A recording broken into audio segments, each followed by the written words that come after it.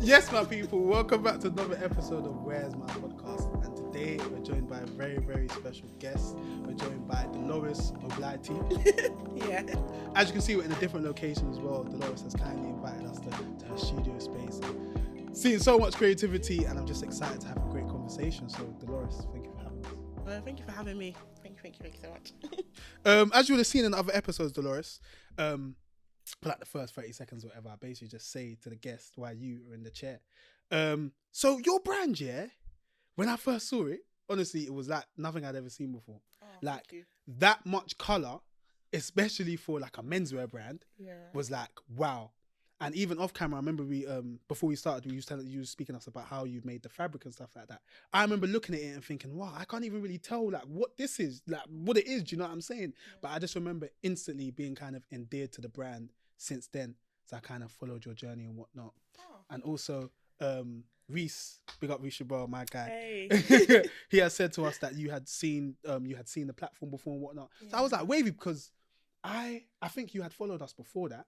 Yeah. So I kind of paid attention to you from there, really, innit? So then when Reese was like, "Oh, and Delores watches it," I'm like, sick of getting on the podcast. So yeah, honestly, I want to learn more about you. Reese, really big up Reese, man. Big up Reese. I want to learn more about you, more about your journey, more about your aspirations for the brand, and yeah, everything. Yeah, cool. So so only one place to start. Where are you from? What's your background? What was it like growing up? Okay. I'm from like I live in like Southwest. I live in Stockwell, growing up in Stockwell, and my parents are from Ghana, so I'm like from Ghana. Big up Ghana. Ghana. Black stars in the building. But yeah, growing up from Ghana, I think that had a big impact on me because I think it introduced me to my love for fashion because my mum's like really, really trendy. My mum's like loves fashion. She's the one that like growing up, she would be like, "Oh, D, come," and she like make me feel fabrics and be like, "Oh, this is cheap stuff," or like if she's making clothes, because like Ghanaians, Africans general always are just making clothes for like new events and stuff like that. So she'll be making clothes and just asking my opinion on it. So I think it's good she asked my opinion because it allowed me to have a voice and opinion on things from like really young. But even with all of that, I was like naturally going into law because I feel like I'm the like big mouth one in my family. I'm always like, I'm always like defending people. Yeah, oh, that's it. Too no. I'm like the too no. I'm always gonna like state my opinion or like I'm not scared to be like this is right, this is wrong. That's just always been my personality. So even though with that kind of like fashion thing, it's just been a norm. And then also like my nan growing up, she owned a fabric shop in Ghana. So it's just kind of like naturally just been in my family. But it's just like it's just like a norm. And then, I was just like kind of just guiding myself and just trying to go into law and be a barrister. Yeah. So remember when you just said that your mum would like get you touching fabrics and stuff like that. How old were you when your mum was making you do things like that? I was like really, really young. I can remember from the age of like 7, 8, like, and that allowed, I enjoy it because I'm like, I enjoy touching stuff. And I feel like being a creative person, you need to use all your senses 100%. Naturally. So in designing and just thinking creative and just living, because I think it's just a really good thing. So from young, she'll just like make me feel fabrics and be like, oh, like this feels good. This is the cheap stuff. This is bad. Or you can use the cheap stuff in this way to do this or do that and just create different stuff. So she always kind of like allowed me to just enjoy touching and feeling and kind of getting my own opinion. Like I said before, just kind of just getting an opinion on what I think of something. And seeing as your mum was obviously interested in fashion, early on, did you have an understanding of like different designers and stuff? Like, did your mum gravitate towards? Yeah. Which ones? I'm so intrigued because like I remember like it's so bad. Like my mum's like she just loves her designer stuff. So just for, like from very young, I'll be wearing like Gucci or like my brothers are like wearing Ferragamo shoes to school and stuff like that. To school? Yeah. But that's you were wearing Wallabies and Kickers. Yeah. That's what I was like.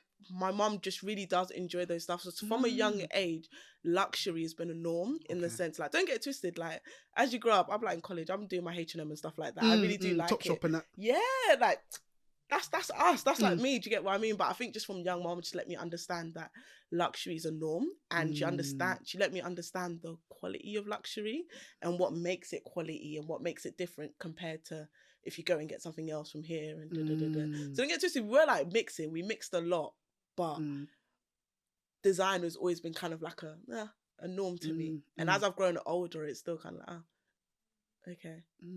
It doesn't move me or nothing like that. That's interesting, because I can ask 2 questions from that. I can either continue speaking about your journey, or I can latch onto something that you said. Yeah, go for it. So I want to get your opinion on something. Go for it. So obviously you spoke about your mum knowing about Gucci and Ferragamo and all of this stuff. So you had like understanding of luxury. Yeah. So what do you view as luxury? What's like a luxury experience, a luxury brand? Like what is luxury to Delores? Luxury's quality to me. Craftsmanship.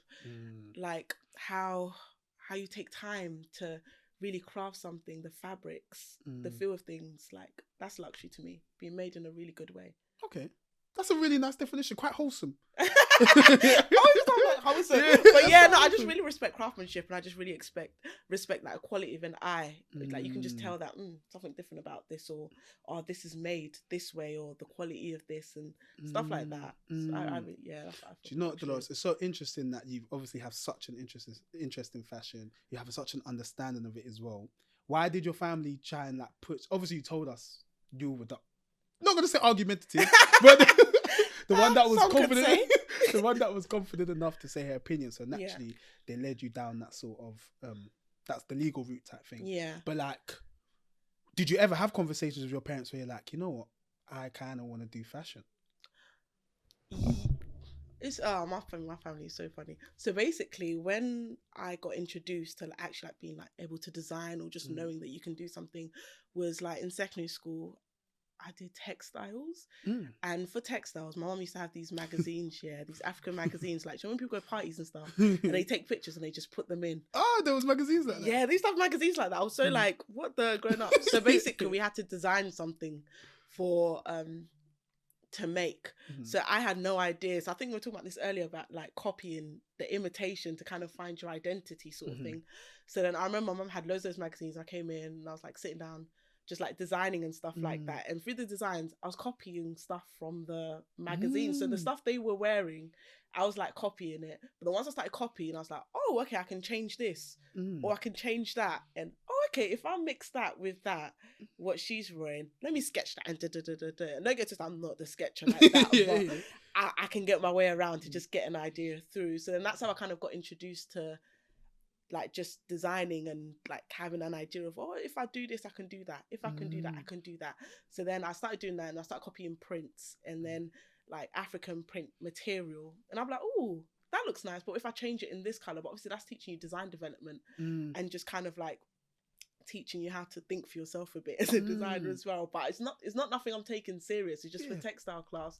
And then I remember finishing the project, and we had like a parent night when your parent had to come in, and I'm gonna lie, most of my classes pray for me. I was like, oh gosh, I was like sweating it, and like I was like, I've always got potential. My teacher was like, Delores could do it, but she talks too much, or she's just not serious, or just very playful.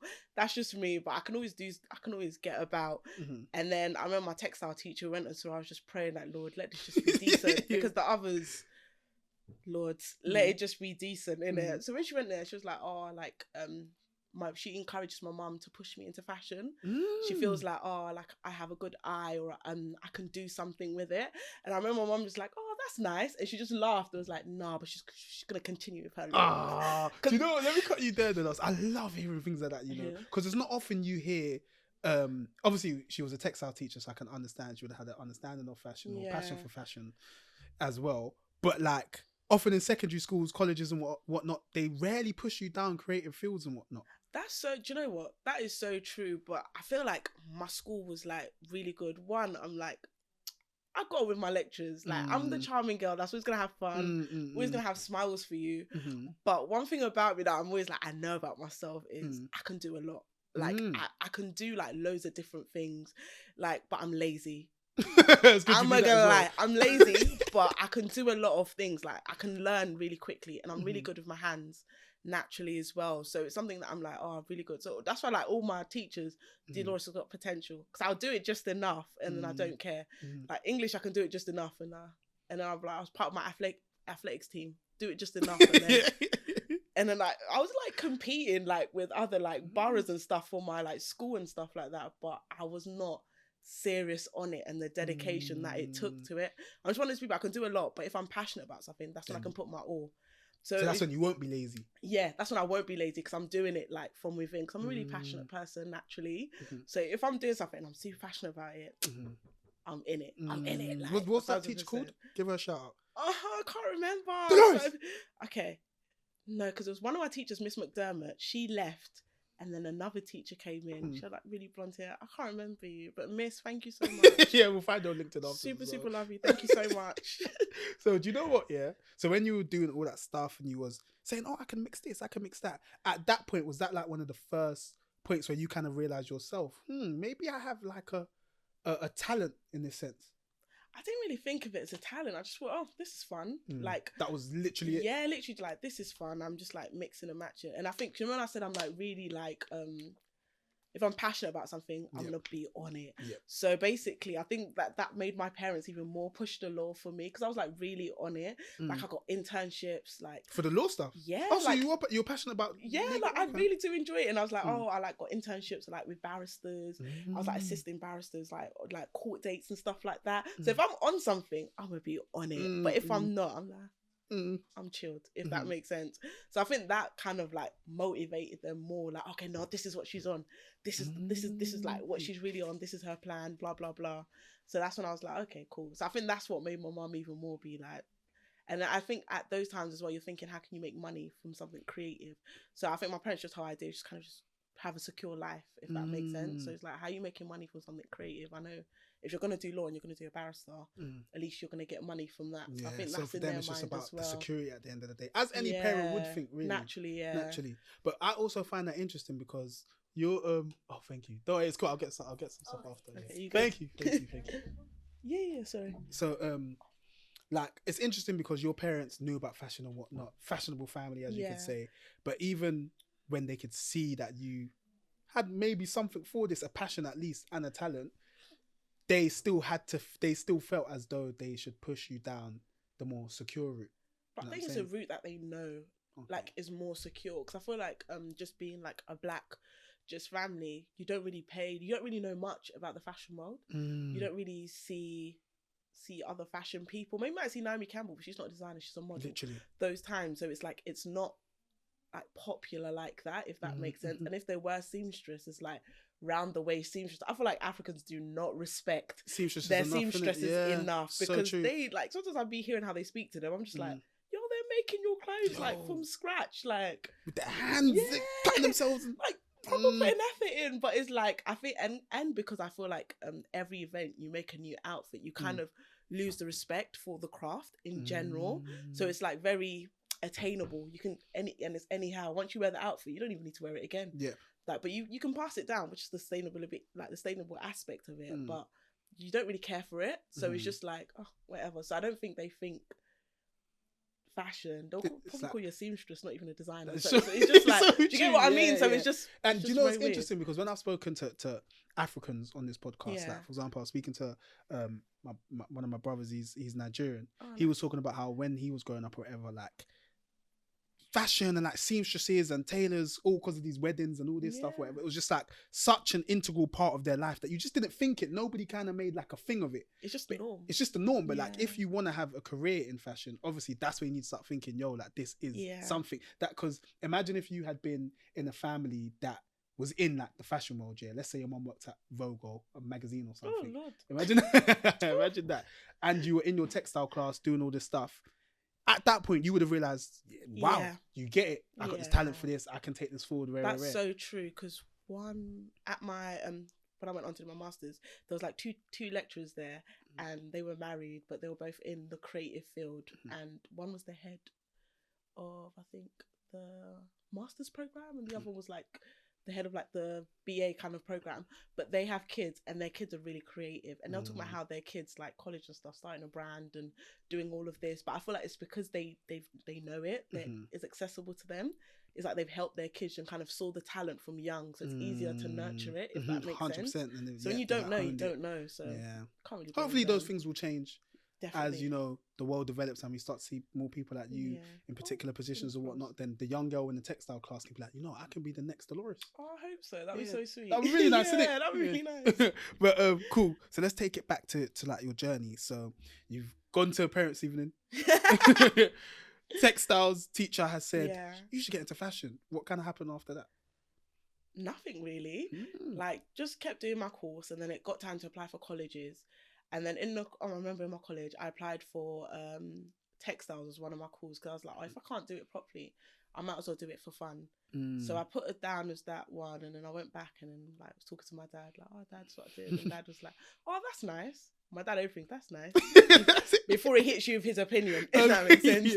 So he was like, oh, why don't you change the textiles? If you want to do law, change the textiles to RE. I think I got like a B or something in it. So he was like, oh, why don't you change it to that? And then you'll make it stronger when you're applying for unis and stuff like that. And I was like, oh yeah, that's calm. Like, let me think about it. And I ended up changing it, and then went to college, and then ended up didn't do it. But I think the life-changing moment was, I remember my friend at the time, she got saved and like gave her life to Christ and everything like that. And then trying to do conversion, you know what people are like when she gets saved, trying to spread the good news to everyone. So I'm like, yeah, this ain't for me. But then gradually she kind of like looped me in. So now I went to church one day. Was this in college? Yeah, this was in college now. Okay. So it's good. I went on to college and I'm in my second year. So then she looped me and I went to church with her, and I was like, oh wow, it's pretty decent. It's not as bad as I thought, because I thought it was like younger people as well. So it wasn't as bad as I thought. But after I started doing it too much, so I'd be like, she'd come to my house and stuff and be like, oh, you want to go to church? And I'll be like, nah, I'm not going, because you're doing too much and it's getting on my nerves. I hate being forced to do something that is quite like serious. Yeah. So I was like, cool. But it's weird, when she left, I'd wait like a few minutes and then go. But I'll go and sit in the back quietly, listen, and I'll drag my sister with me, listen, and then go back home. I was like, oh, like, you miss service. I was like, oh, calm, innit? But I felt like that was a life-changing moment for me, because I felt like I've always felt like my life, something good will come out of it for my purpose. Like, I'm here for a reason. I've always felt like that from when I was really young. I'm here for a reason. I'm here, like, to do something like good, something big. I've always felt like, I don't know everything, but I just feel like I'm here to make an impact. But I always kind of knew in my head my career path was part of that impact and part of it.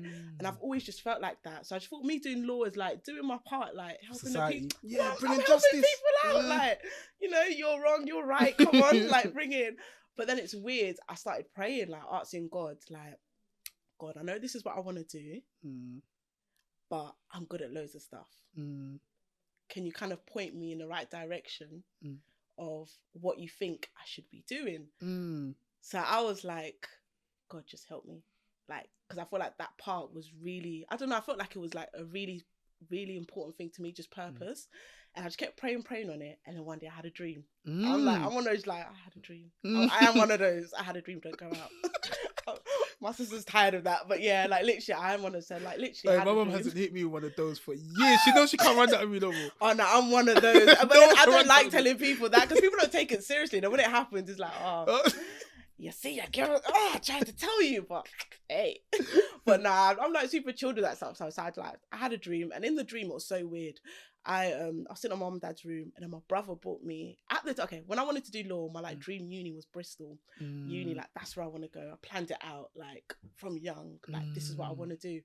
And education is a big thing, because my dad didn't get to do it, so he's always like really inputting us.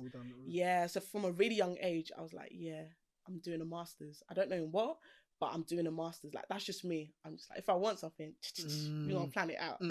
So then, yeah, so in the dream, I had a dream. My brother bought me a letter, and it was like from a really like rubbish uni. And I was like, oh, okay. And I opened it, and in the uni, like in the letter, it was like I didn't get in. And I was like so sad. I was like crying. I was like, oh my days, how dumb am I that I didn't get into like the most deadish uni ever? And I was like, oh, I'm like dumb. So I'm sitting there really sad, and he brings me another letter, and it's from like University of Bristol. And I was like, oh my gosh, like, oh, I just got rejected from a bad one. So how can I even get into a good one? But then I opened it, and when I opened it, it was like, oh, I've been accepted. I was so happy, like screaming, and brothers like, see, it's not that bad, like really happy. But he was like, oh, for what course? And I remember I was like, oh my, and I looked down and it just said fashion. That was the course. It was literally just a course, fashion. I was like, fashion, but I was like, I'll take it. And then I woke up and I was like, okay, I need to direct my whole journey. So I remember lying to my parents that I'd applied to UCAS. I really didn't. I was like changing my courses to fit to get a course to get onto like, So I had to do, that became like a really big thing. I remember like, getting kicked out of my house and living in a hostel because like of my choices of like that. So then I remember I laugh about it now when I think about it. But it was like, so I went behind their back and I lied as well that, I've applied to uni for law. And I'll come back and I didn't get into this uni. I'm damn well lying. Like, God, that's so unchristian. Like, but I'm proper lying. And then my parents, okay, calm, don't worry, another one will come up. And I'll go home like, But then I remember one day I'd done all the switches and I'm like, God, I need a sign. Like, I've done this. It's mad. It's uncomfortable. But I've done it because I genuinely feel like that is the path sort of thing. So I went home and I sat my mum and dad down. My mum was sitting on this little chair and my dad was sitting next to me. I'm a daddy's girl, low key. So my dad, high key. I'm a daddy's girl. This is high key. I'm a daddy's girl, high key. So I remember my dad sitting next to me and I was like, okay guys, I've been lying. I'm not doing law anymore. I'm going to switch my path to fashion. My mum went ballistic. I'll never forget. She was like Incredible Hulk in the room. Like, the little chair that she was sitting on, when she jumped up and flipped it, it was like, what? I was like, like, I'm really sorry. I feel like this is what God wants me to do. Like, I genuinely kind of like prayed about it, blah, blah. My parents are not like super religious in it, but obviously they're Black, African. You're going to believe in God some way. So like, cool. And then they were just not on it. My dad, I remember I'll be leaving my dad distressed all the time. My dad just always stressed. But then I remember mom just like, it turned into like a really big thing in my house, like proper big thing. And I ended up getting kicked out. And then why was it so big? Obviously, I'm asking like a self-explanatory question. But was it because you were the oldest? They expected you to set the example. I'm the oldest, setting the example, and then kind of just having a good job because they don't want you to kind of suffer. And they're banking on that law is going to be like something that is good, even if you don't be a barrister, you can be a lawyer, you can find your way around that field and calmly. a very good living. And then obviously good living for me will be good living for them because they're my family and I love treating them. So it's like but it's just, I think they just wanted me secure. So then the fact that I was lying on top of it, I think that even tickled on top of it. I was lying through my teeth, man. Come back from uni, be like, oh, I didn't get in. University of Manchester just got back to me, I didn't get in. And they're like, oh, don't worry, Bristol will get back to you. And I was like, how fast I'll pray for, I'll so see. My parents don't even like that. That's how I mean, like, it's like, do you get what I mean? So it's like, they were like, oh, and I was just like, no. So when I got kicked out, I ended up like living in a hostel, like traveling around hostel, and then got like a permanent place. And that permanent place was really good because I felt like. And this was before uni started, yeah? This way before uni. This like a year before. No, this was at the end of my second year. Okay. So I had to go back to college in my third year and do textiles, do art, do all of that to just get what I needed to try apply for fashion courses because that's what you kind of needed. So did all of that while living in the hostel, and I remember now applying for unis. Bear in mind the thing just said fashion. It didn't say fashion design. It didn't say fashion tailoring. It didn't say nothing. So now in my head, I'm like, okay, fashion. So I applied to like all the like prestigious fashion unis. I thought, okay, that's where you need to go, and so I applied for that. But there wasn't any course that was like fashion. It was just like fashion this or fashion that. It was very specific in each area, and I kind of applied to it and I didn't get into any of those. So I'm now thinking, whoa, God, did you just dupe me out of the situation? Because I'm not at home. I miss my siblings, my family. Like it was hard, like in the sense of missing my family and stuff, but it was good because it kind of taught me how to be independent and kind of rely more on God as I'm building my relationship and faith in Christ. So then I didn't get into that, didn't do that. I was like, oh my gosh. So UCAS came and I remember just like, Lord God, now I'm going to UCAS. I need to get into something to tell my parents because, mate, your girl's not out here. And my parents at that time, now they're just like, they think I'm not going to uni at all. So now it's like, D the bum. Like, my parents are fuming. Like, you bet, if you're doing this fashion, you best go find something like proper. But I didn't tell them that I didn't get to do any unis. So you just got to just be humble and just learn from your first experience. So I remember going to UCAS and then like looking at the unis, and I was like, I got a uni in I can't remember. Oh god, it's slipped my mind. Going to uni, but it was like for textiles. And then something was like, no, look again. And then I was like looking at Lincoln, and I was like, they do fashion studies, but it's just fashion. So you needed something generic, and you found it. Yeah, and it was just just fashion, and I was like, ugh. And as I read on it, it was like, okay, it teaches you the whole basics of fashion. So it teaches you pattern cutting, it teaches you design, it teaches you knitwear, it teaches you millinery, it teaches you the journalism aspect of it as well. Oh, that's solid. Mate, I was baffed when I saw that, because they don't do courses like that, and it's all very practical, because it's obviously the writing side and stuff of it as well, but it was very practical, so it allowed me to learn the craft by hand, and I was like really like, oh, okay then. And it taught you how to run your own business, but I feel like every uni puts that down, but they really don't. Do you know what, Delores? So let me cut you there, because for it. I think that's a perfect segue. Because remember when I sent you the questions before? Did you notice how it's mad how you kind of alluded to it as well, how when you was applying to universities and stuff, you said you applied for all the prestigious fashion colleges. Yeah, when I saw that, I was like, oh, okay, we're yeah. And then obviously I asked you, do you feel like it's important that people try to aim for those type of colleges or whatever, those type of universities? And I like your answer, because it's basically showing people that don't get into those unis or don't want to go to those unis, that there's loads of different types of fashion courses, and just because it's not at the most prestigious fashion school, you can still learn all the stuff you learned, which was, if you can find it, like, I always say read the, like, because I read the syllabuses, that's what I'm like, and maybe that's a law side of me, I just need to know the fine print, the details of everything. So I read it and I was like, oh my gosh, okay, this is good. And then when I got spoke to them, they took me straight away. I didn't even have to do much. Like what they asked for, I had above it. So it was like, mate, okay, we're there. So then now I call my parents yeah, I'm going uni. I'm going blah blah blah. They're just happy I'm going uni. Okay. So their tune had changed now, Not yet, but they were happy that I was going uni. So they were just happy. My dad was like, oh, thank God. They were relieved. They're like, make your way out that hostel and pack your stuff. So my dad was just happy. Mom was just she's happy I'm going uni, but she's still for fashion. But then just before I went uni, that was the changing point. My mom bought me my first ever sewing machine. Wow. Yeah, a mother's love. Yeah, I'm telling you. And her and my dad drove me down to uni, when I had to find the house and stuff like that, and they brought me down to meet my landlord and go around the area with me. And I remember my first friends that I made, we were driving, they're because Lincoln's predominantly white, there is, as me and my mum and dad was walking down the street, people just staring at us, and there wasn't any black people like that, but I remember there was two black girls just walking down the street. Mom just stopped the car I was wave at them come meet my daughter. See, these are these two, they're your friends now. I was oh my God, doing the most, but I told mom I was very out there, so it generally did help me to kind of just feel okay, I got my friends to support doing what I'm doing. And then just started uni, but it wasn't easy though. But I generally did start. I can imagine. Sorry, Delores, I cut you in an annoying place, because you were saying all the good stuff about the course. Could you go into more details about that? Yeah. You were saying it helped you learn how to business side of fashion, whatever. So when I was looking at the course, they taught you pattern cutting.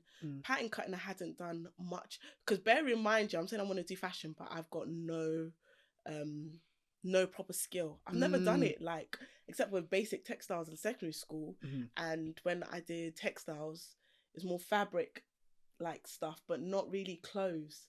So I was I need to learn these things, because bear in mind, I've always wanted to own a business since I was really young. That's just something that I've always wanted to be, an entrepreneur. I want to be an entrepreneur. I don't know in what, but that's what I want to be. And I knew that if I ever wanted to do in fashion, I need to know the basic skills. I feel anything that you're going to go into, you need to have an understanding of the skills. Even if you're not going to do everything, you have an eye and an understanding of the skills, that if someone's doing it wrong, you could be I know that it's not meant to look like that. Because if not, people dupe people all the time. I hate when people oversell themselves.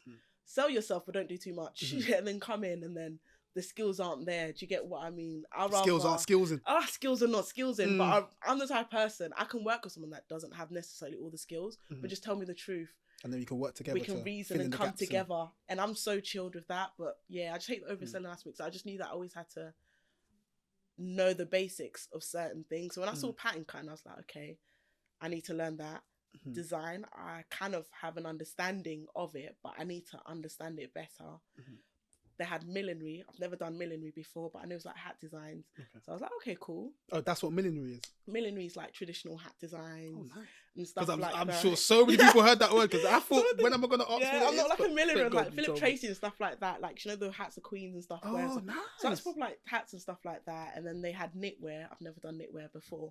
So it's like skills that I didn't have. They had journalism. I've always enjoyed creative writing. I've actually been good at it, but I was dyslexic. So it's like, I always laugh because I always do stuff that people think I can't do. So like, so that I was like, okay, I just need to brush up my skills on that sort of thing. So it's like, oh, okay, cool, that's on there. And then they had like learning how to run your own business, and I was like, okay, this is the perfect package. Like, how can I go wrong with this? So when I got there, I was like, okay, cool. But I struggled though when I really got there. Was it because it was so much? Or? Not even so much. I didn't have the skills. So it's like, and a lot of people did a foundation course because that's what they tell you to do, a foundation course before you do a BA.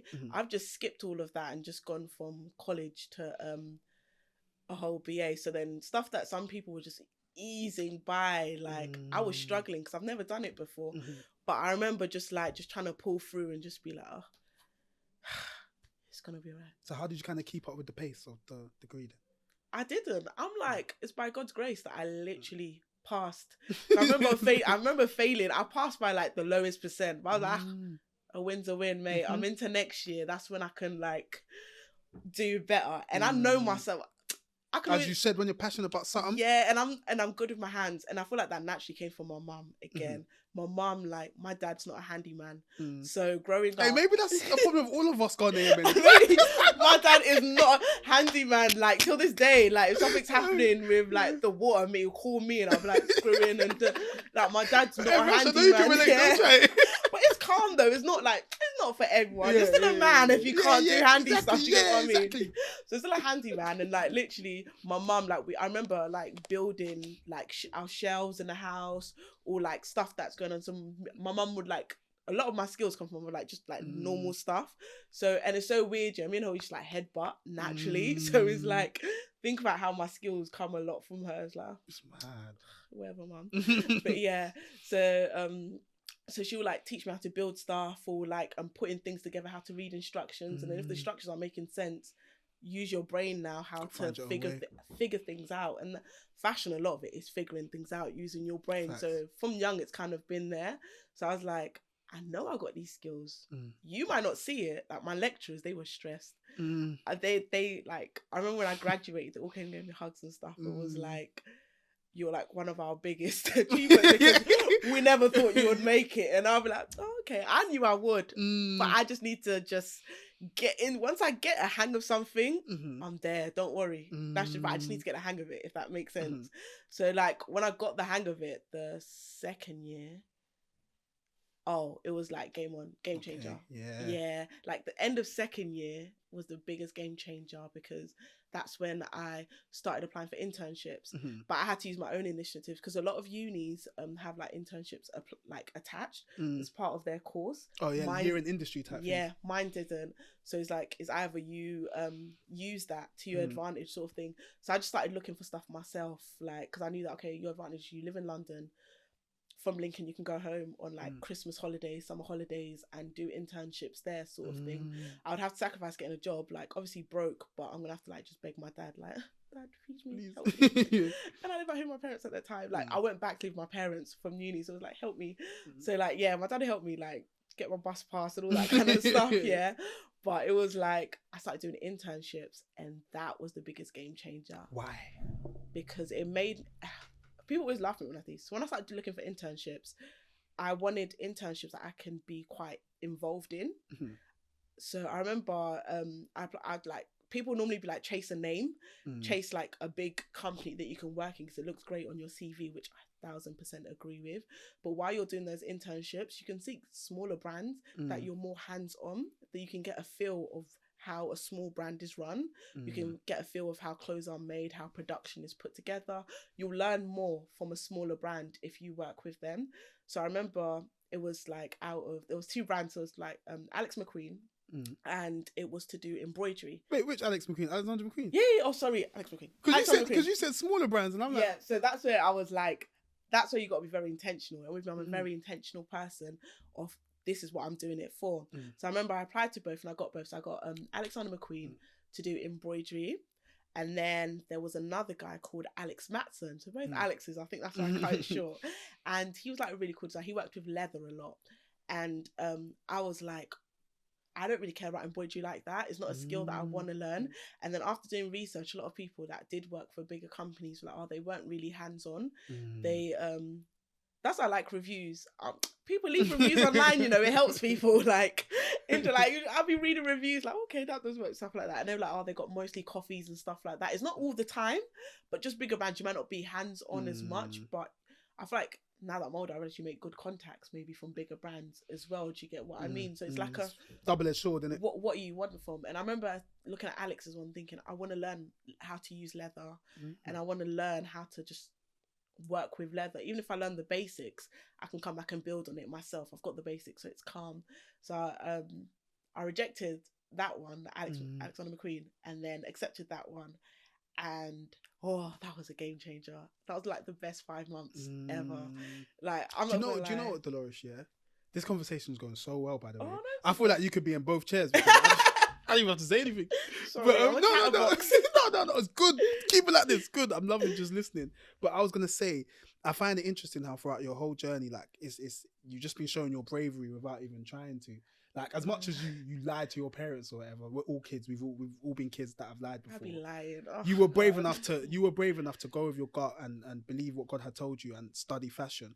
And the reason I bring that up at this point is because it's a brave decision to turn down working at Alexander McQueen as a student to go and work at another lesser known designer and do something completely different. So I just wanted to highlight that because I want the listeners to take that in. Like, I think it's also good that you spoke about not having studied at the most prestigious fashion uni, and I think not being too reliant on names and thinking more about what skills can I gain has paid dividends in your life and your career.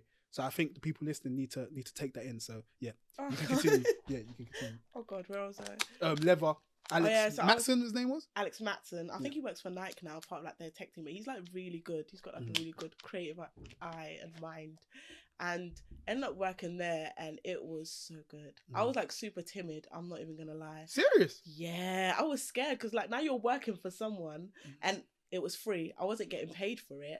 And I don't know, think I'm old school, but I do believe in free internships. I don't think everyone should be paid.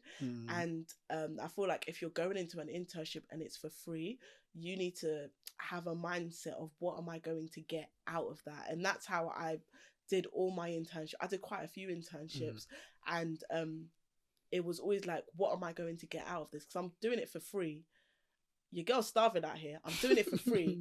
But what am I getting out of there? And my thing has always been skills. I know my intention's always been skills because I always just felt like I have to have some form of skill to understand what I'm doing. And especially if I want to run my own business, I might not have money to fund everything or fund people to do it for me. So I need to actually know how to do certain things that I want to do. So working with him was amazing because it like fueled me to like do my masters even more because he went to RCA and I feel like every RCA person that I've ever met is like the nicest person ever. Like my next door neighbours, they're like so old, but they met at like uni and they went RCA. So, wait, sorry, what's RCA? Royal College? Royal School of Art. So they were like really encouraging of like me doing something creative while my parents like rolling their eyes. They're like, yeah, like we love it. So like he changed my mind to me like I really want to do this because I can see the benefits of it. Even though I could see his struggle. I remember one time he like had to sell his motorbike. And he was like in love with that bike, but he had to sell it to be able to fund some stuff that he needed to do for London Fashion Week at the time. And I saw that, okay, you have to sacrifice a lot if you want to run your own business and be like an independent brand. But then I also saw the good side of it in the sense of the achievements and accomplishments that he did, even though like, I don't think his brand's running now, but at that time he was getting some really good stuff. I remember like I'm working on, at that time, like working on jacket like Black Eyed Peas that they wore like for the music awards. Those stuff were like foreign to me doing those kind of things at the time. So, so that must have been so eye-opening, but also inspirational, wasn't it? It was so like he was so pivotal. Like I really want to do this. Like it's gonna be hard. I saw the hardship of it, but I was like, I really, really want to do this. And I was like, okay, D, if you're going to be serious, it motivated me more to be more serious. And I remember in my 3rd year going in, it was like a whole new D. I was like, ugh, you guys can't play with me. And then like, I was so intentional. And then I ended up doing like a lot of knitwear and leather for my final project. And I laugh now because I remember I got a first in that like section. Oh God. Yeah, I don't know how, but I got a first. And then in my 1st year I'd failed. So for me it was such a big thing that once I know what I'm doing, I can bang it out and do it to a good standard. And I think as well, always be open, because I'd never done knitwear before I'd got there. And then to do knitwear is like, knitwear's the vocal of my brand now. So it was like, when I got there, I was rubbish, like, but I was really good at putting colour together. I've got an eye for colour, which definitely do. Which I think comes from my like Ghanaian roots. Because growing up, you go to these African parties, seeing all the kente and just so much colour. And I feel like I've seen men. Even the food is so colourful. Just everything is just based on colour around us. And I think as well, I've always been used to seeing men in colour. So it's nothing that I've really shied away from a man wearing colour, because it's just so norm. Especially like in the Ghanaian community. I'll be like seeing my dad, some of his shirts, colours, I'll be like, nah, dad. Or like my brother taking a picture, but look at these trousers that he's wearing, like put in the group, like, what's he on now? But it's one of those ones that I've just always been used to seeing colour, seeing men with colour. So just being able to kind of be good at colour, I think that's just a natural thing for my upbringing. So then doing knitwear, I was really rubbish, and then I just became really good once I mastered it. And then I was like, I want to do a master's in knitwear. Oh, so then perfect segue to the masters. So where was the masters? So the masters I did at Nottingham-Trent University, which I was really happy because it came from my lecturer advising me. Because I remember they were like, "Oh, what do you want to do?" And I was like, "Oh, one day I want to be my own fashion brand." And my teacher's like, "You're really ambitious." I was like, "Yeah, I know." yeah, I am. I know. And I've always known that about myself. If I'm gonna do it, I'm gonna do it big and do it all. So then she was like, okay, cool, what do you want to do? And I was like, I want to do fashion knit. I would love to do knitwear. And she was like, okay, that's good, because that's something you're really good at. And I was like, oh, cool. So then I was like, I just want to go back to London. I just want to go home. Like, it is what it is. So I was like, I applied for Central St. Martin's. But then when I applied really late, because I was still like on the fence with it. So they were like, oh, we really like your work, we're going to put you on the waiting list because we've taken all the people for now, but we're going to put you on the waiting list, but let's just see what happens. So I was like, cool. And then my other lecturer was like, could you please apply for Nottingham-Trent? And I was like, no, I just want to go home. And they were like, oh no, Nottingham's like really good for knitwear. It's like number one. A lot, like I think there's only like two schools in like the whole of the country at the time that did knitwear as a degree. So it was Nottingham and I think Central St. Martin's and somewhere else, I can't remember, but it was, yeah, and they were the best out of all of the prestige names. Nottingham was the best, and she was like, I think she applied there. I was like, okay. So I applied for it really late as well, and then went back to London, didn't hear nothing. And then I remember a week before the course started, they got back to me that they've accepted me. I was like, oh my gosh. But I just do stuff without thinking. I don't think of the financial aspect of it. So now here, I'm like, okay, mom and dad, I've got accepted. They're like really happy, but I'm like, yeah, but we got to pay. And it's not coming from me because I ain't got no money. So what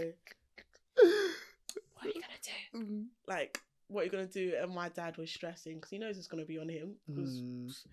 And be how somehow ended up going. I didn't even have the money because you don't have to pay just yet. So I still went. I had to find a house last minute and all that kind of stuff. And then mom and dad drove me down and started the course. Still hadn't paid for the course and still on it. And then I think I applied for like a loan or something somewhere that was meant to help you. So because they like shut down like my student finance access to like computers and stuff. So I couldn't even go. Like it was stress, but I was like, nah, D, you're on it. You're doing it still, regardless of it. So then it didn't go through. So now my parents are like, okay, this didn't go through. What the hell? How are you going to do it? My dad's paying my rent and food and stuff like that. Bless my uncle. I love him so much. Like he would like, if I need help with like school books or like art stuff that I need and stuff like that. I can't call my dad because my dad's doing the rent side and the food, so I'd hit up my uncle and he would send me money for like books and stuff like that. So I was like juggling that, but my course still wasn't paid for.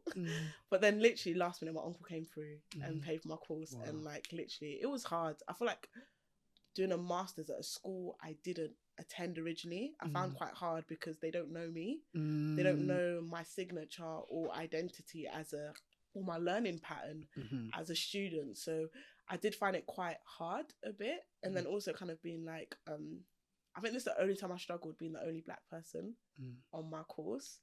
Because it's like maybe some of the topics that I might have wanted, like I did a topic based on the Windrush, and I remember like, oh, like she's doing the Black project, or like making little comments and stuff like that. And I found it like a little bit hard. That was the only time I was like, okay, like test a little bit. But other than that, it was like really cool. It was really cool. I learned a lot, which I was really grateful. And I think I kind of gauged my brand identity during that time. Like kind of like, this is my strength, this is my weakness, even more. So yeah, I was happy with that. Wow, this conversation's flowing perfectly, by the way. So you said brand identity. That's also a good segue to move into the brand. So you graduated from your master's in, I think 2014. Okay. 2014, I can't remember. And then you started Delores by Delores in 2016? I always, do you know what it is? I did that back. So basically, it's weird. I always go by my gut. So when I was like working on my project at uni, everyone was like doing design collections and stuff like that.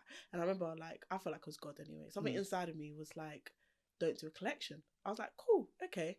What am I doing? But then as like, I'm a designer that likes research. I love research. I can tell you this. We need to take pictures of this library you got here. So. I love research. I love reading. I love the arts. I love theatre. I'm a creative through and through, just like all like the creative stuff. So I remember like reading poetry, going to events, stuff like that. Just kind of like really delving into my project at the time. And I remember thinking, okay, I know I want to do something on the Caribbean. I'm not from the Caribbean, but low-key I am because I live in Southwest. Yeah. I feel like Southwest is just full of Caribbean people. Like it's just loads of Caribbean. So like, I had loads of my friends were Caribbean as well. So it was just like a natural thing. But I just wanted to tell it from a different viewpoint. And I remember just like researching, and then I found this story about like a migrant that came over, and like maggots and worms were eating his clothes when they lived in bomb shelters in Clapham. So it was like a South London story that I connected with, and I thought, okay, I can use this to my strength. But as the story's developing and like the clothes and stuff, I'm like, okay, this is not a collection. But I remember like just feeling like I want to use this for museums. And as a fashion art student, like a fashion student, you're taught to kind of like design, collection, push it this. But I was like, again, finding your identity. I find out I'm a storyteller. I enjoy stories. I enjoy spreading information and just telling people stories. And because I'm a chatterbox as well. So it's like, how can I get in a room without having to talk, but having to share to share stories? So I can do that through clothes naturally. So then I just kept hearing it's from museums. I was like, what museums? How's it gonna work? But I was like, cool. And I remember telling my like supervisor that at the time. She was like, huh? Okay, so I did it, and then I finished uni, and I came back. I was like, okay, then what now? Yeah, literally, what now? And then I didn't do nothing really fashiony after. I just kind of like did like random jobs, because as I was applying for fashion jobs, it was really hard to get in because everyone was asking for like a year experience or like asking. And as a student, you're being a student. You're just like trying to learn and just get through your course. You're not really thinking of like how to apply for jobs, if that makes sense. It does. And internships low-key don't count for the experience in the industry, because a lot of people don't know that you don't really gain that much practical experience in when you're doing internships sometimes. So it's just like, how do I find a job? So they're asking for 2-3 years, a year and a half. I ain't got that. So I just started doing random jobs like waitressing and stuff. And I purposely did that. And my parents look at me crazy, because I was like, as a creative, if you veer too far away from the creative sector, it's very hard to come back. So what I would do is, but I did a lot of really good stuff while there. So it was like, even though I was doing like waitressing and stuff like that, I ended up working like with an organisation called FAD at the time, FAD, and they worked with young people. So then I got to teach fashion and what I learned through them. So we'll teach college students And then through that, kind of still being in touch with the arts. So I was still like being in touch with that, and through them I could do other stuff as well, which allowed me to just keep my toes in the fashion field, at least, and still survive. And then literally from there I would still be, and then at the time I realized that, oh, okay, the Windrush Museum like is open on Windrush Square. Sign. Okay, let me apply like to there. So I remember like trying to find their details and emailing them, because that was a museum, and I was like, oh, okay, let me apply to them. I didn't hear nothing, and then I remember one day hearing a voice saying, get up and go there, which I know is gone now, but I'm like, get up and go there. And I was like, I might look crazy, go there and do what? But I was like, oh, there's an exhibition going on anyway, so let me go. So I ended up going, and then just looking around, and then I started speaking to the security guard, the security lady, and she was like, oh, wow, like, you know a lot about this stuff, and you know a lot about art, what do you do? And I was like, oh, I'm not an artist, but I'm a designer, but art does influence a lot of my work naturally. And she was like, oh, so like, tell me about the project you're doing. I told her about the Windrush project that I did, and she was like, wow, that sounds amazing. She was like, you know what, don't tell anyone, I'm going to do you a favor. And then she was like, here are the two like people that you need to get in contact with, like their direct email address, and message them, but don't say you got it from me. And I was like, I'm calm with that. Just give me what you need to give. So I remember going away and then just like refining the letter that I'd done and sent to both of them. And I didn't hear nothing for like 8 months. Nothing. So I was just like, cool. But then when the 8 months came, I remember like Doreen Foster, I love her so much. She's like so pivotal to what I do. She messaged me, was like, oh, do you think you can come in for an interview? And then I came in and I like took some of the clothes and just shared the story and stuff like that with her, and she just fell in love with it straight away, like loved my samples and stuff like that. And she was like, you know what I'm gonna do, I'm gonna give you an exhibition space. Wow. And I was like, okay, I don't mind. So I was like, cool. Because you just went to apply for a job, but they gave you exhibition space instead. I applied, can my work be like exhibited? Yeah, so I did apply to like, could we do a collaboration or something? And she was like, cool. But then I think I was going to give me an exhibition. She was like, cool. But it wasn't like a big exhibition. It was basically half of their shop. They had like a shop, but then when you go in there, it was like my work was all at the back with like the clothes and the book. And so she let me set it up the way I want. So I was like, oh, thank you so much. It was meant to be for a month. And then I remember just being like, oh, okay, cool. Month came. She was like, oh, no, like, leave it a bit longer. And I just ended up being there for like 6 months. And then from that, she offered me like a space to hold like for London Fashion Week. Wow. To hold like at the museum for an event, like to showcase this collection, this project, and like just tell the story and stuff like that. And I ended up getting that for September. And then she also pushed me to like find a studio and just get the business running. So I always talk about the business established from like 2016, but it did generally come from that, because by force I had to register a name and do something to make it seem proper for like the project. So I wasn't making collections or nothing. It was just based off that one project I was designing that I was like, I kept hearing it's for a museum, and I was like, museum where? Like, how am I going to get into a museum? But it did get into a museum, and then from that it went to another museum and another museum, and that's it. It just kind of like, I always say my way into fashion is through the arts, and it's just something that is natural to me. It's something I enjoy. So it's just a different route to maybe what others would normally go through. So yeah, from that. I really thank you for telling that story, because I love hearing on.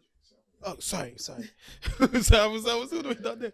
I love hearing like unorthodox ways of how people have got into fashion and like the fashion industry. And so far, that's definitely one of the most unorthodox ways I've heard. Okay, cool. Yeah, so that is sick.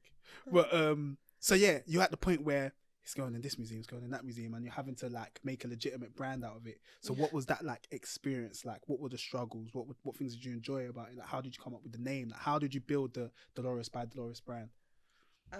It was hard because I didn't have the business knowledge at the time, if that makes sense. I didn't understand certain things. So my route has always been, if I sit down and like plan it and try to do it and research, I'm never going to end up doing it properly. I just need to do it and learn as I go along. And that's just always been me naturally. I've just found that that's my journey. That just works, me just getting up and doing it as I go along. And it was really hard at the time because I was just like, I don't understand. I'm trying to like get help, and people were like quite stingy with help and don't want to help naturally. So I'm just like, okay, I have to do it on my own. And I remember like one uncle at church. He like did business when he was younger and stuff like that. He's like, "Oh, can I help you a bit?" So he was the one that helped me. Like, you need to set up the business, you need to set up the name, pick a name, do this, like put in tracks. I was like, oh, okay, cool, thank you. And finding the name was I was originally just call my brand Delores because I feel like my brand is a reflection of me, is a reflection of my ideas, is my point of view just on life, on politics, on just anything. It's just my point of view on just everything, and I love it so much because I feel like it's my identity, and no one's me. Like, I feel like the older I've got, I've loved the fact that I'm me. I'm different. I'm not like everyone else, and there could be another Delores, but she definitely ain't me, and I'm definitely not her, if that makes sense. So I really like that my brand is named after me, and it's my point of view on any topic or anything that I do. So that's why it's called Delores. It's just my point of view on just anything, really. So then I named it that, but then like someone else had got the name Delores. I was like, who's got my name out here? I was like, some hairdresser from like Scotland or something. Like, but just take it. I was like, what? And then so I had to like think of something else. I was like, he was like, just call it Delores By Delores for now. It's a really nice name though. Do you know what? I find it weird because it's a menswear brand predominantly. Is like, Delores is so feminine. So it's like, will people be like okay with it? But I had to be like, I don't care. It's my name. Like, you wear it. There's loads of like other female. This is what I'm saying. Brands as well with their names, so it'll work. So yeah, that's how I came about with the name. Just naming it after myself because it's my point of view. It's so interesting how you speak about being like an individual, because like really happy about being an individual, because I feel like your brand kind of tells that message, and I don't know if you necessarily do that on purpose, but as we were speaking before and I was sent you the questions and whatnot, I mentioned how it's good how your brand kind of gets men to kind of push the boat out in terms of how we dress, like a young man from a working class area in West London. Like, I'm seeing certain colours, and I was saying to you before, there's points in my life where I wouldn't have wanted to even wear colours like that or feel comfortable to wear colours like that, but as you get older and become more of an individual, especially as a man, you feel comfortable to wear things like that. Do you know what I'm saying? So I really like how your brand causes us as men to embrace our individuality. Do you know what I'm saying? I feel like that's Western men though, because true. Because I feel like a lot of like when I like go back home and see like African, like just in the diaspora, not just Ghanaian. They're really like experiment. Sometimes I feel like you're doing too much, but they're really, really experimental with color, with print. Even if you go like to Caribbean, people's like, man, just doing them. Do you get what I mean? I just think that's within the black diaspora. And I think people always like, I remember one time I think my sister's like, yeah, like you play about with masculinity and stuff like that. I was like, no, I don't. And I had to think about it, and I had to think from that point of view, from this black British type lens point of view, it is something, but it's not something I've ever thought that, oh, I'm playing about with masculinity. I've seen men wear colour, men wear print, and it's just a norm. And it doesn't devalue their masculinity or anything to me. Just like, oh, that's just their way of expressing themselves. And I think colour and I enjoy that I work with colour a lot, because I feel like colour has a very like spiritual aspect, and very like it touches people really deep, like what mood you're in. Colour's very powerful. So it's just like, for me, my brand is allowing people and giving people the space to just be free and just express how you feel internally, but just externally. And I feel like people are always a bit nervous because there's a lot going on with like the prints and stuff like that. But once they put the clothes on, it's such a different response. And I'm very happy with that, because that's my intention. So I'm like really happy, really happy with that. Why menswear? I fell into that by accident. Because of the project? No, because when I did my internship with Alex Matson, I didn't read the fine print that it was menswear. But you said you loved that's the only bit. I literally saw leather. Okay, I'm gonna apply for it. I'm gonna go for it. So when I went for the interview and I got there, and like we got on really well on the interview, he was like so lovely. And then I started looking around. It was like all menswear stuff. I was like, oh, okay. Have you done menswear before? Yeah. I like it a bit. Like I want to learn more about that and leather. And then when I started working with him with menswear, I started seeing like the freedom it had, like in what you can do with menswear. Because I feel like menswear, God forgive me, it's a little bit boring sometimes. There isn't so many offers available on like different colours, different prints, different cuts, different styles. Not everybody wants to look the same. Like not everybody wants to like stand out crazy, but not everybody wants to look the same and buy the same things and the same colours and stuff like that. And from there, I saw that you can do a lot with menswear. And that's when I was like, ooh, okay, like. So you saw I'm it gonna as an take it. opportunity, but also like a challenge to something. Yeah. Mm. Yeah, I'm like, okay, I can do this. I feel like I can be like good at this, and I feel like low key my women's wear wasn't that good anyway, and I feel like it had like a little bit of a masculine touch to it, but not that much. But I just now if I design women's wear, it'll be banging. Like I feel like I've got like a good. Are you hinting something? Or? Oh no, it's definitely gonna come. Oh, okay. It's definitely gonna come. But but definitely, I feel like I'd be more confident, have more of a point of view to give on that aspect. But at the time, I didn't feel like it was that good. But then when I started doing menswear, I was like, oh, I'm saying something. Like I like it. I like where I'm going with it. So yeah, that's friends menswear by accident. No, Delores, like it's so crazy because I'm literally thinking to the question list I sent you. You know, you basically asked, and it literally you basically answered everything. I'm like, yeah. That's why when you said it, I couldn't talk at the time, but I was like, yeah, like this is calm. Like, but did you do that on purpose or like just a little bit so I can feel comfortable, like just kind of just gauge it? But when I saw it, I was like, oh, okay. Yeah, like, I can talk about these things easily. About these things, calm, yeah. Okay. So obviously you've been running the brand X amount of years now. How many years? Oh, God. Okay, even though I did start in 2006, I didn't do a collection through that period till lockdown. So it was there, but then because I was like really lucky again, because like through like that one project that was meant for museums, it ended up doing museums, and I ended up like being invited to like Barclays headquarters to do exhibitions and talks on that particular project with them.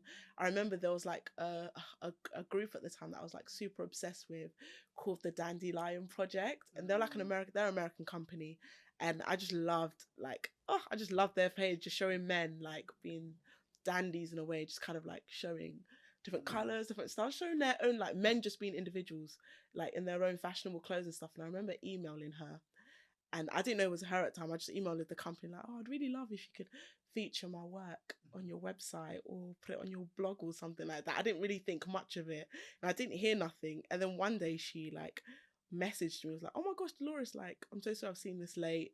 Well, basically Dandelion are doing their first ever exhibition in London, in the UK, and they would love to feature my work at the UK. But it was like again, it's like a different avenue to fashion. It was like the photography biennial. It's like a photography kind of exhibition festival that they have that's like really prestige and really big. And she was like, I really want your work as part of it. And I was like, yeah, cool. Like, and I did that, and that was amazing. Like, it was basically just loads of Americans that like super creative. It was like really nice to like meet people that weren't necessarily from my like area, like, if that makes sense. So I did that, and then from that she was like, basically I'm writing a book. I was like, okay, that's nice.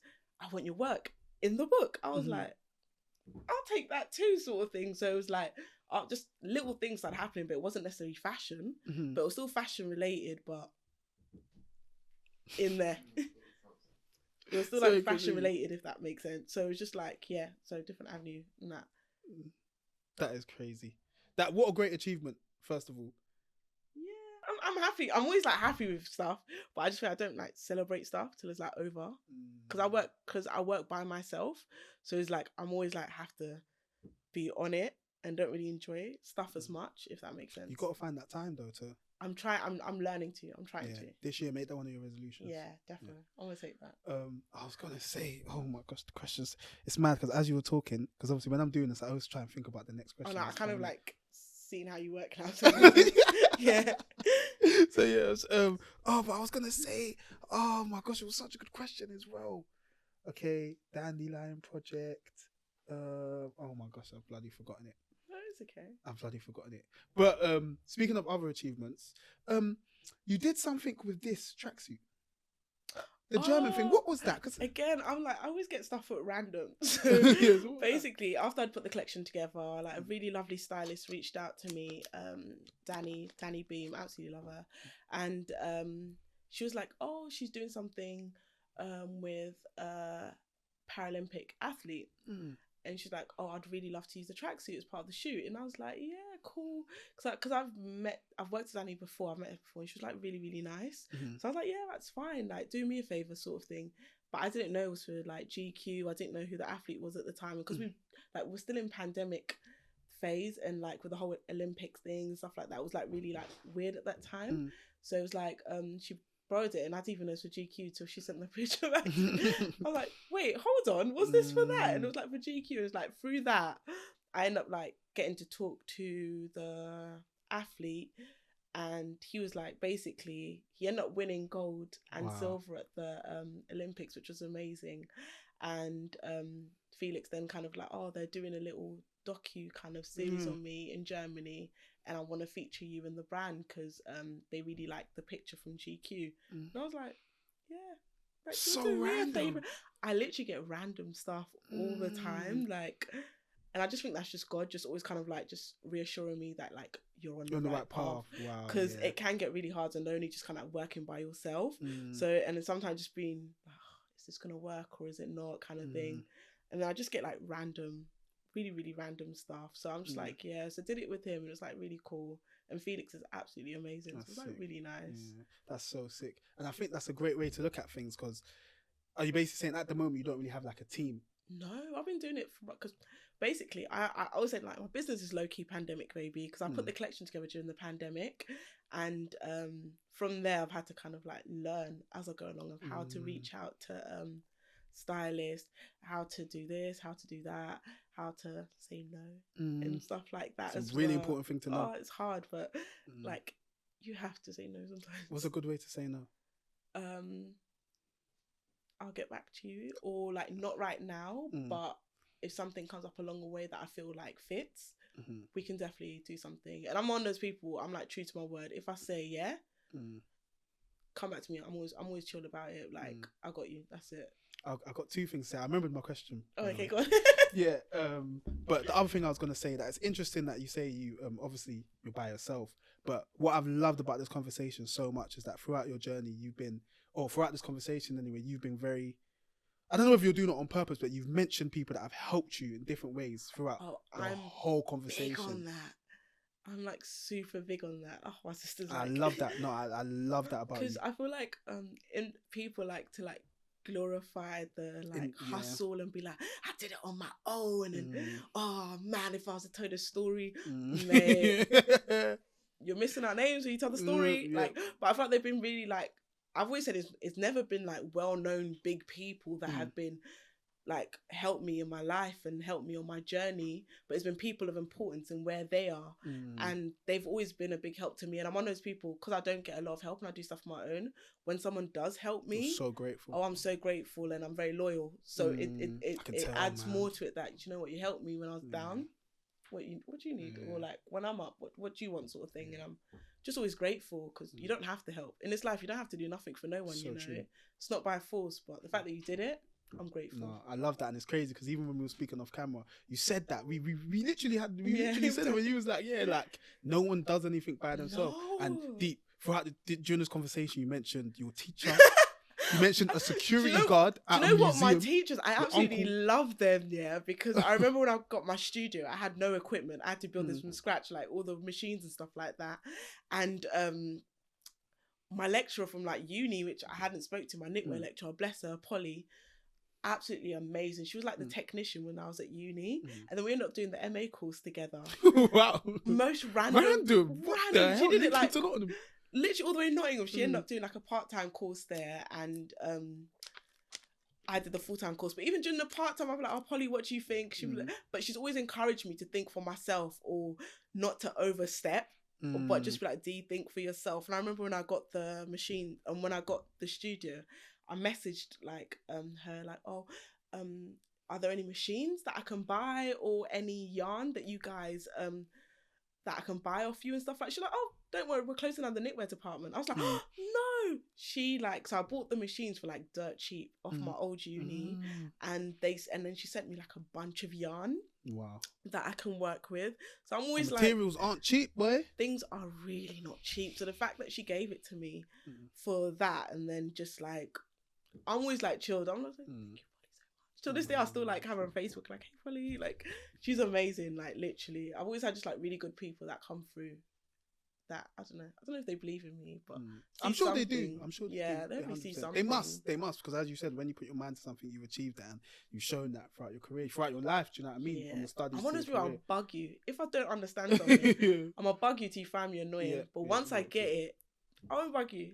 I'll never bug you. I'll be like, cool, thank you. I'm gonna finally ask the question, the famous question that left me.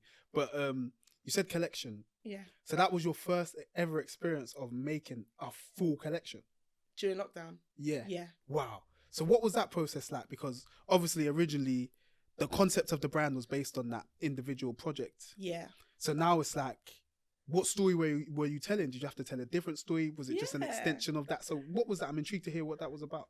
I think one thing that I can say, when I wasn't doing anything fashiony like that, it allowed me to just be and experience life and just experience things. And I think as a creative, a designer, you need to just experience, even if it's just watching TV shows, going to the park, going to a museum, just your life experiences. So I remember, and I was really super depressed at that moment, at that time when I wasn't doing anything creative like that. And I was like really down because I wasn't doing anything creative. And I remember it was Easter Sunday, went to church. I was just sitting there, just like over it anyway, like wrap this thing up, let me go home because I'm tired, innit? And then I remember the choir started singing. Like, which song? Victory Belongs to Jesus. Oh, what a banger. It was like, they were singing it. And that time, yeah, my choir have their on and off days.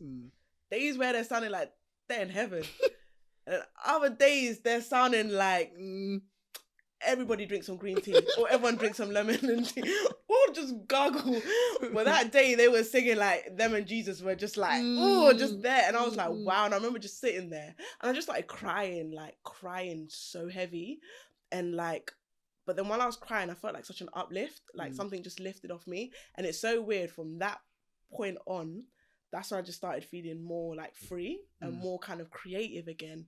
Before I wasn't, it was just like, I was stifled and I didn't feel free and I didn't feel like I could do what I wanted to do. But from just that experience, from that day on, I just felt so like liberated. And I remember going away and just thinking, how can I tell this in a story but through clothes? And I just like kept going on. I just started thinking, well, how can I do it without being so literal, but still kind of creative and artsy? And I remember just hearing the word ascension. And I was like, ascension, kind of Googled what ascension mean. And obviously, like just lifting yourself to another level, like above from where you were. And I was like, oh, okay, cool. That kind of fits my experience because that's how I feel. So then just doing more research. And then I kept thinking, ascend. And I looked at art and stuff and nothing was really clicking. And I just remember thinking of birds, how they kind of ascend from the ground up. And that's how I felt in that moment, that I was like really low, but then I just kind of ascended to like another level just of myself.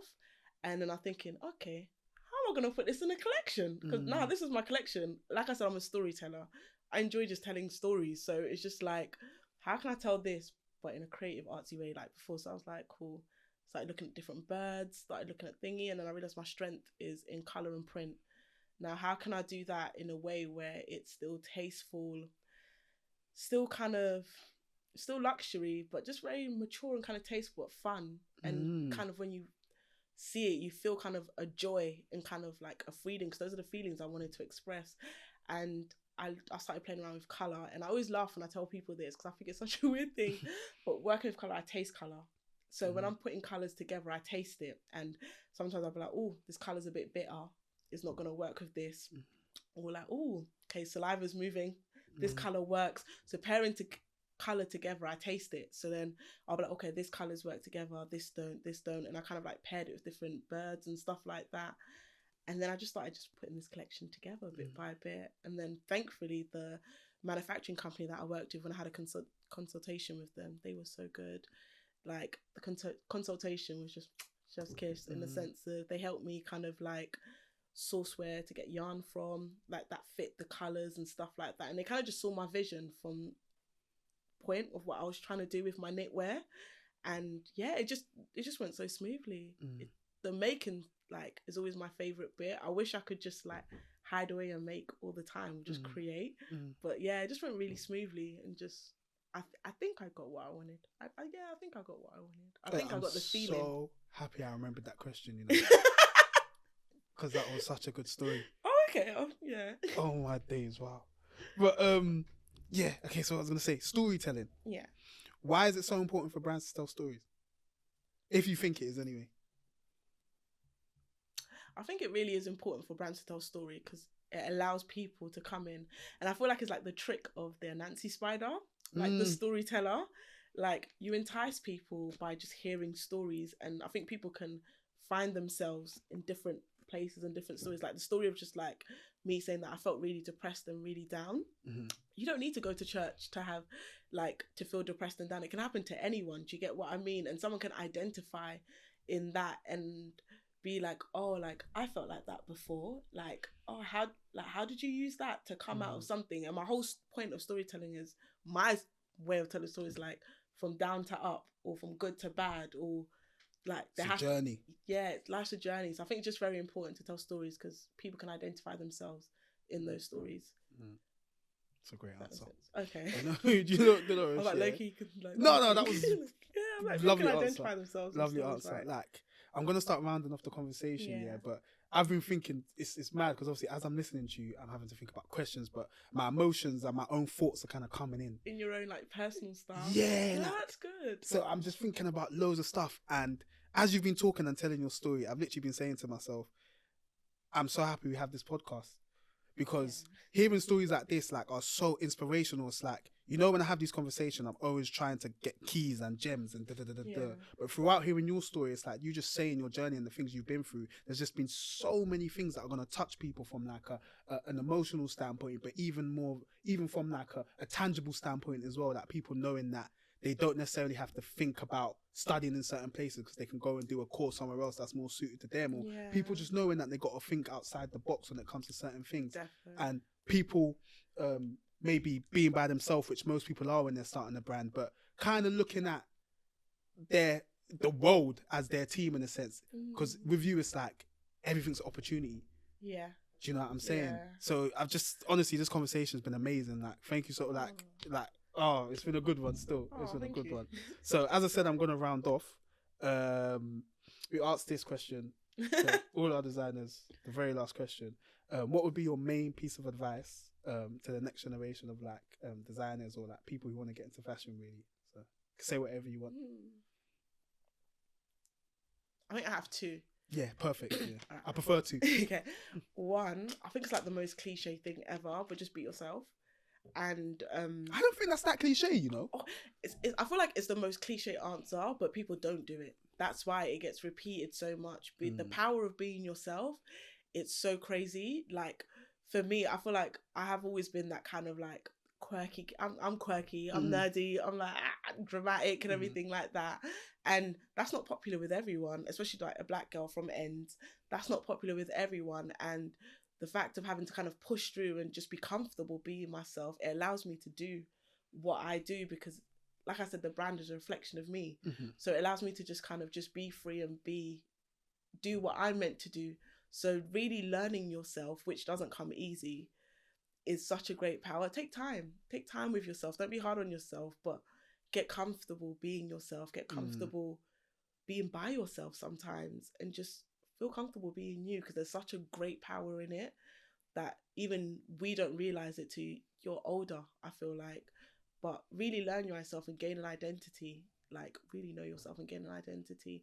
And I think the second one is don't fear. Because fear is so crippling, like fear of like thinking of what other people will think, fear of like if I don't make it, fear of if it doesn't work, fear of just putting pressure on yourself that you don't match up to your own expectations. I feel like fear can cripple people from doing so much, like the what ifs, if I don't do this, if I don't that, just do it.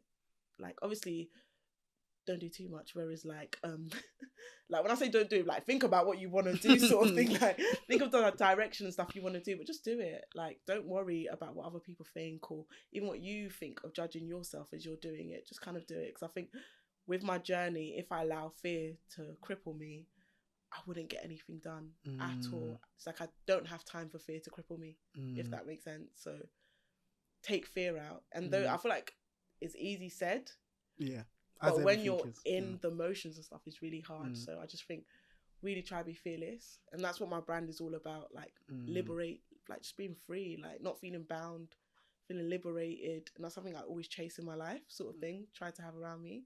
So I think those two things, always don't fear and just be yourself.